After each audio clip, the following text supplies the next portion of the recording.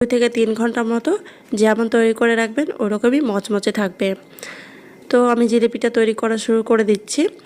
তো প্রথমে একটা বোলের মধ্যে নিয়ে নিচ্ছি হাফ কাপ পরিমাণ ময়দা। অনেকে ময়দাটা কিসের আটার ময়দা জিজ্ঞাসা করতে চায়। এটা কিন্তু গমের আটার ময়দা না, এটাকে অনেক জায়গায় রুল ময়দাও বলা হয়।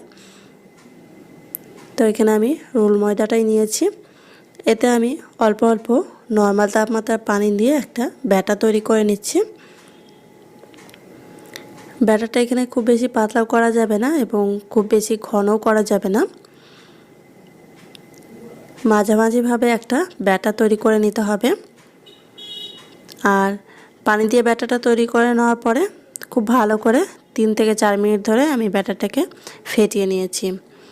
ফেটানো হয়ে গেছে, এখন এটাকে ঢেকে আমি 10 মিনিট এক সাইডে রেখে দেবো রেস্টে।